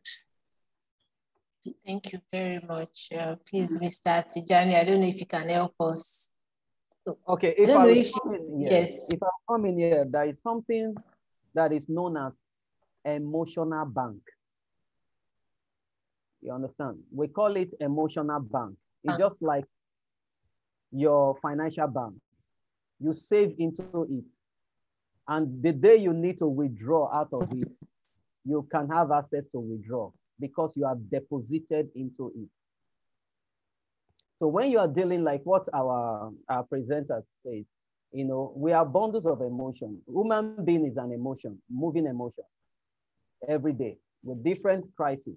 But when you meet people in your life, you must deposit something in them. The question is, what are you depositing? Are you depositing positive or negative values into them? Because in the future, you will need to go back and tap from it. Can you withdraw from it? So if you have not deposited positively into my life as a person, you will not come tomorrow to withdraw. If my memory box tells me it's all around negative, I will cut you off. But if my memory box comes back to me and says everything has been good, and let me tell you, is one of the key strengths in business development, is one of the key strengths in marketing, is one of the key strengths in sales. Because when you have deposited a lot, people know that, wow, Rotimax stands for integrity. Forget it. They will deliver. When they see your proposal on one hand, because there is a strong deposit, they will even become what I call in recruitment. Let me share this with you all. Every business person must recruit people to work for them, and you are not paying them. When you add value to the lives of people, those people become your recruiter. They go out there to talk about your business. They go out there to sell your business, and they are not on your payroll. If I tell you in our organization, I don't have a marketing person, I don't have a salesperson. But what has helped us throughout is that we have added value to the lives of people, and our clients are the ones referring business to us. Let me shock you. I run a strong recruitment business. I told all my staff, I said, every applicant that walks into your office is a customer, is not an applicant. The same way you respect that client, the same way you should respect that applicant. Every applicant is your raw materials for success. If you misuse them, you will get out of business. Let me tell you, Mr. Tolu, all over our business, we found out that most of the jobs we've got recent time, the applicants are the ones giving us the jobs. Even when they are not successful with our clients, when they go elsewhere, when we send them proposals, they will open doors for us because the way you receive them. So you should learn as a business leader, all your staff, release positive things into them.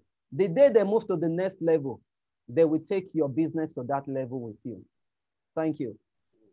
Thank you. Thank you very much, sir. Engineer Pompey, you have the floor. We have 10 minutes Okay. to go. Mrs. Damilola, we are expecting you to also round up from where you stopped before you went off track. I know it is a network. Engineer Pompey, please. Okay. Yeah. Thanks. Thanks once again. It's just I have to two questions. It's not a one is a question and the other one it's just an addendum concerning interviewing and getting part in your business. And there's this thing I noticed and which I've been working with, which has been working for me. They said you need, if you don't have a mentor and you are in a business, you are still playing, you won't have the focus. You need to have a mentor that will make you to, that's your drive. And my own mentors, people that I've worked with in this oil and gas thing, back to this country, he always interview, the last interview must be done by him. And he has been working for him. And the same person has been one of the richest in Nigeria.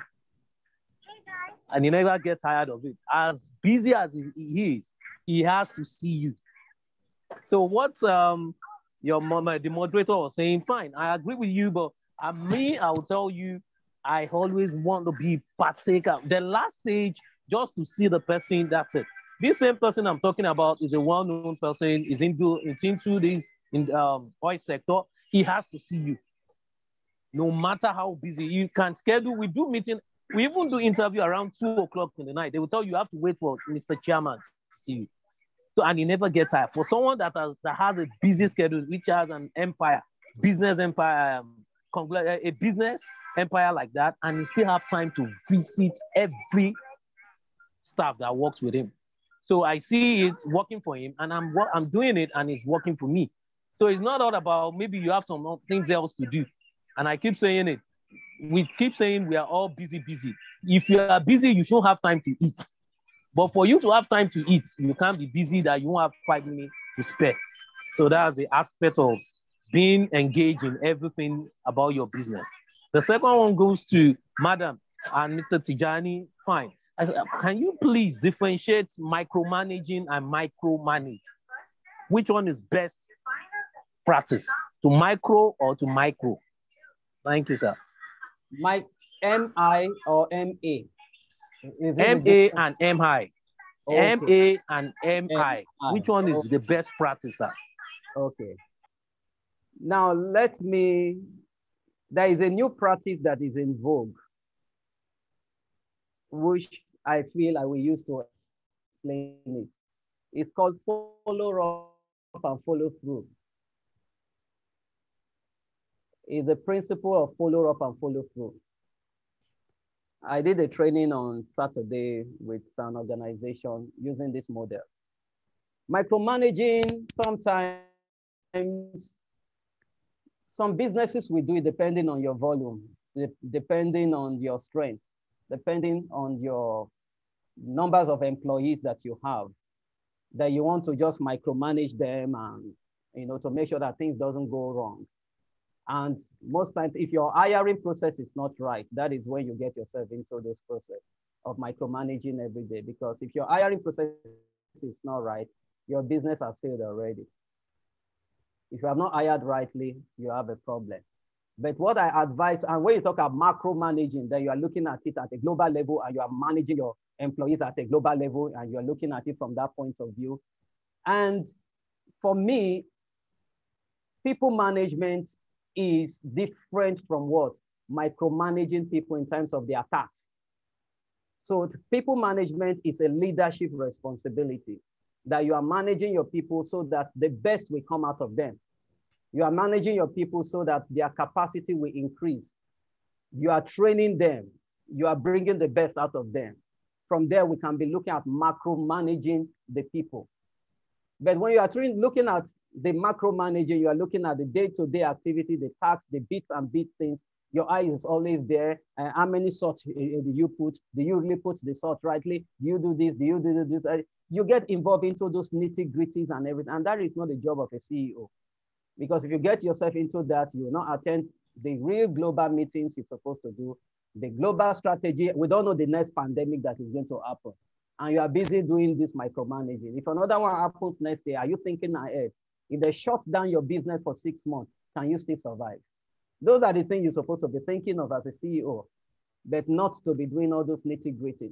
So if that is your problem, then you need to get your hiring right, so you put the right people in the right place. That is my own.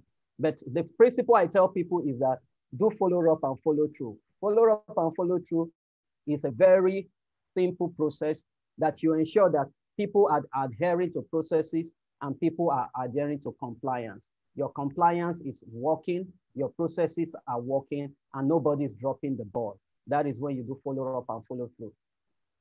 Thank you. I hope I've been able to touch randomly. Thank you. Thank you. So around what you expect, Mr. Pompey. Yeah, thank you so much. Back to Mrs. Damilola. Please. All right, so sorry. Part of emotional intelligence, we need to manage Nigeria. You have to, you have to have that thing to be, for you to scale in Nigeria, you need to have that emotional intelligence to be able to manage Nigeria. Absolutely. So part of the internet trouble that you need to manage it, and we'll continue to manage it. We are going to scale. All right. Okay, so just to complete what I was saying, and I think thanks, Mr. Tijani, what you said is true. Micro, when it comes to the micro, when it comes to the macro is all about global. So if you're thinking you want to go to the global part of the business, then maybe how to manage people, then you can be thinking of that macro. You can't even do it on your own. If you want to scale, if you want to look at, maybe you want to be the Coca-Cola of the next generation or this generation, then you should be looking at, you need to be able to look at your organogram, divide everything. You can't do everything as a CEO. Yes, I agree, Pat, in the sense that you can actually be the CEO, and of course, everything still come back. Maybe your top management, you understand? Someone like our top management, seriously, you have to be there, because why? They are going to be reporting to you. So you can imagine your accountants, even if you're going to give it to maybe your HR person, but of course your accountant is one that is managing your money. So even the so-called the Dangotes of our time, because don't forget we are the Dangotes of our own time now. And that's right. The time is now. So we need to now start scaling and thinking of the way the Dangote of now are thinking, because we are now the Dangote of now. So you must understand one thing as business owners, that you can't do everything on your own. But as a startup, I'm talking about startup now, you can be looking at the microeconomics when it comes to that startup, but please have that vision. So that's where your vision, your mission, your culture, have it from the beginning. That is what is going to help you to scale. If at the start, you don't even know where you are going, there's no way you can scale. There's no way you can even be thinking of anything of macro later in future. So if to round up, when it comes to the emotional intelligence, I said something, please as business owners, I'm someone that I'm preaching impactful. Being impactful, we need it as business owners in Nigeria. Please, we are the ones, SMEs, we are the ones that can assist the governments, you understand, to change this mindset and to bring, SMEs, we can do a lot, even in this economy that is declining. And you need to start seeing yourself as that person, that woman, that lady, that young person from startup that can bring that change. And you can only do that with your emotional intelligence. And you now being able to pass your emotional intelligence to the next level, which your staff, your clients, they can see it in your business. They can see integrity in your business. They can see professionalism in your business. All is still all about your emotional intelligence. You understand? Because if you are not emotionally stable, you can't be truthful. Seriously, I always say that when you lie a lot in business, emotionally, you are not stable. That's the truth. You are not stable emotionally. But when you are the type that when the client tells you, if they can find it, definitely you are emotionally stable. So thank you very much. I hope I've been able to be impactful. And thank you once again, my boss man, Mr. Tolu, for giving us this lovely platform, and also for being impactful, because you've been impactful. So many people have gone through you, and seriously, as in the next 10 years, I can't imagine where I'm looking at having Ghana, Rotimax in Ghana, Rotimax Training Academy in Africa. By the grace of God, I'm sure it's going to get better. Thank you. Right. But you know, the truth is this one. Learning continues. The day you stop learning, that's the day you die. Today, you have been a blessing to me, you and Mr. Tijani. And trust me, I've heard things. If I have to show you, my writing pad is full here. Are you getting me? I kept on writing. You know, I just said another thing. You know, there's a difference between you being self-employed and you being an entrepreneur. I'm hearing it for the first time. Mr. Tijani, thank you for that. You know, I was able to analyze what a self-employed person is and what an entrepreneur is. Are you getting me? Train, test, and trust will follow that pattern. You know, it's been an insightful session and fully loaded, you know. But before we finally round up, I just want to quickly say that we promised some documents, and I want us to, we don't like to make a promise that we don't fulfill it. We promised non-compete agreements. We promised a sample of offer letter, and we promised a sample of a draft for contracts with ad hoc staffs. You know, it may not be the best you can get. You can do better, but at least maybe it might be of help. So for us, I've dropped the number, which is the number of our moderator, the official number of our moderator, who is actually the HR and admin manager of Rotimax Limited, 0814-8740-874. I've dropped it already on the message. So we can drop our email because that is only going to those that have attended to this program. Trust me, we're not going to send it to the alumni platform, and we're not going to send it to the WhatsApp platform. We promise that everybody that probably joined this program, we have those documents, and definitely we're going to do that. And before I also hand over to the moderator, I want to say this quickly, which Mrs. Damilola can quickly say maybe one thing about. I'm sure 70 to 80% of participants here are pest control professionals, and we practice pest control at the top post level. I want to categorically say it that a professional that does not understand high PM in this age is a quack. Let me put it that way. There's no sugarcoating. A professional that doesn't understand integrated pest management at this stage is a quack. And what is high PM without some certain tools? You know, you cannot claim to know IPM and you are mixing fish and push out, or you are mixing fish and rat bomb, and you are placing it in areas that can endanger non-target pets, where a dog, where kids can feed on it. You know, in the past, in 2016, when we started having base stations, you know, sometimes you have like 400 units and it takes almost 6 months because there was not so much awareness. People don't really, but nowadays, people are getting to know about it. And I'm sure most of us have seen all these adverts on rodent base stations. They make us the real professionals that we claim we are. We cannot continue to treat rat issues by, you know, dropping poison indiscriminately. You know, poison are not meant for people to see openly, you know. So if we have professionals, we must always factor it in our budgets. And apart from this, IPM product helps us to monopolize customers to some extent. I'm not a fan of monopoly, but let me just give you an instance. We have an issue with the customer one time like that, and when it gets to the stage where they needed to be buying glue board for their light traps, they had no choice than to come back. You know, so if and it also helps us to think out of the box. You know, when a lot of other people, which are the roadside guys, are telling them they are seeing things that they don't get to see every day. You know, when you're analyzing, you are pitching to your customer and say, oh, for this issue, I'm going to install this issue. It's just beyond. It's one other thing I also advise. You know, delving into procurement. That's why I admire Engineer Pompey so much. In a short while, not just services, I've seen him advertise some products.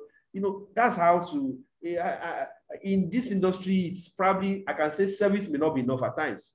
I was speaking to somebody in Ilorin yesterday. I said, the people don't have need for motorized sprayers in Ilorin. Even if you don't have it, start advertising. Tell them that you sell it. You don't have it, yes, but anytime you have it, tell them to give you 24 hours to supply. Get from point A, deliver to point B, be the middleman. If it is 5,000, you have gotten something. you know, and this helps, you know, even if you're a caterer, you can be selling pot, you can be selling, you know, so we must look for a way of balancing procurement with also service rendering. So base station is what we all need. Base station, the advised market price is between 5,000 and 6,000, which means on every box, a professional will definitely benefit nothing less than 2,000 or 2,500 naira. If you know how to, I've seen people that even sell to the end users at the rate of 8,000 naira. Aside that, I have seen customers, or I've seen pest control companies that what they do is that they give it out as a lease. Oh, I'm installing 5 and I'm using it for 1 month. The moment the problem is solved, I'll retrieve it back. But this is what you're going to pay for the time that I'm going to install. So professionals are not someone that, like I said earlier on, that only based on, that only focus on how to draw poison around. So we're still selling, and it goes for the rate of 35. Delivery is free to any location, be it Lagos or outside Lagos, whatever you're buying from. And now we're introducing something from now henceforth. If you're purchasing more than 50 units, we have decided to always give a further discount. So, Mrs. Damilola, you are one of our major customers when it comes to pest station procurement. And I want to quickly use the opportunity to, maybe if you have 1 minute to say something about what your experience has been like using base station to control rats. Yes. Yes. So thank you, Mr. Tolu. So now the bait station, we buy bait station from Mr. Tolu, and seriously, when it comes to IPM, you can't even rule out IPM now. I know that some of us are going to be like, oh, in Nigeria, is it going to work? Let me tell you, one thing is, don't be the first person. Don't be the last person when it comes to IPM. A lot of people, I remember so many people always thinking, oh, will this work in Nigeria? And by the time it's going to work, you know, some people they've made their money and they're gone, seriously. So when it comes to the base station is actually very, very, very important. It actually assists you when it comes to even marketing clients. It's going to help you a lot when it comes to marketing clients. It's going to help you to be able to market your clients so professionally. So you are not dropping, they don't have droppings all over. For example, someone like us, sometimes we get to a client's place, after inspection, there's no way, we just have to like ensure that we have a bait station around. You don't want to have droppings all over, you know, their compound. It's not professional. It's not what is done, you know, around the world. And we want to bring professionalism into the industry. Don't forget, if all of us can join hands together to ensure this is done, it's going to be for every one of us. We are all going to scale in business. Every one of us is going to scale, and it's going to affect our businesses positively, because it means you can, like I said, you know, you can actually charge. We sell to customers. Some customers will tell them, because especially customers that, you know, you always service them, maybe you service them, you know, 3 times in a year, we actually sell it to them. So when we sell it, we put money on it and we sell it to clients. So we sell it to them. We have traps also. So we have some traps that we actually put. So your IPM is key, even to the extent that